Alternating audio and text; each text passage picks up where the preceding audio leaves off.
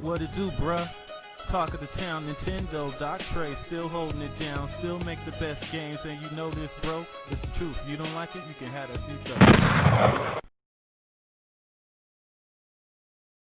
So the PlayStation 4 Pro really kind of screwed over the PlayStation 5. So as you guys know, the PlayStation 5 comes out next year. The next Xbox is also expected to come out next year. But I really think that the release of the PlayStation 4 Pro kind of screwed over these systems before they even came out. Now, calm down. I'm not saying that these systems aren't going to sell. Of course, they're going to sell really well. But I think that the existence of the PlayStation 4 Pro and the Xbox One X kind of screwed over expectations for these new systems. Now, going from a vanilla PlayStation 4 to this next PlayStation 5 is going to be power-wise a pretty big difference. But if you own the PlayStation 4 Pro and especially an Xbox One X, it might not be as impressive as it could have been had those devices not existed, because the PlayStation 4 Pro was marketed as a 4K version of the PlayStation 4. People expected the games to be native 4K, right? The end result is some were, most weren't, right? On the Xbox One X, there was more 4K native games, but not all of them were native 4K. Now, with the next systems coming out, with them being true successors to the PlayStation 4 and the Xbox One, people are going to expect these games to be native 4K, and because they're hyping up higher frame rates, native 4K and 60 frames per second. Now, the reason that's going to kind of screw with the PlayStation 5 and the next Xbox is because of that expectation.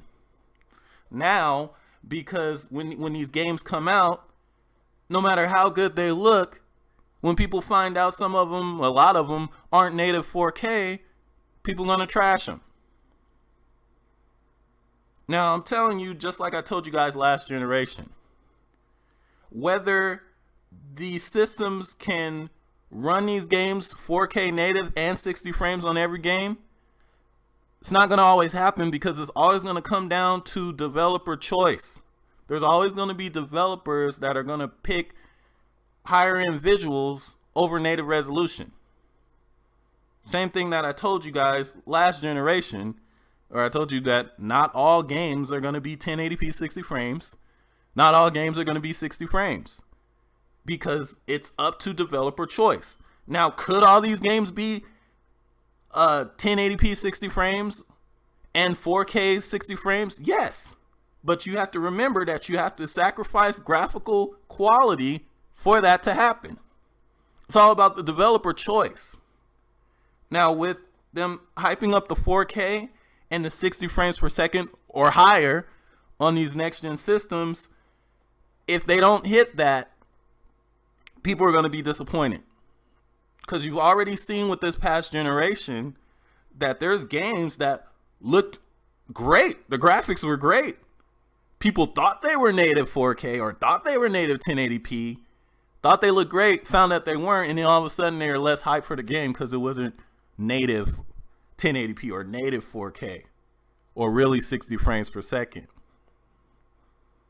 That's why I say that the PlayStation 4 Pro kind of screwed that up, because had these systems not existed and we were just going from the vanilla PlayStation 4 to the PlayStation 5 and the Xbox One to this next Xbox, and that 4K 60 frames per second expectation wasn't there, there would have been room for them to really blow us away. Now, there are going to be games on the system, obviously, that look incredible and blow away games on these last systems. But because of that expectation being so high with the native res and the frames per second, a lot of these games, at least initially, probably won't look that much better than the Xbox One X version of a game, for example.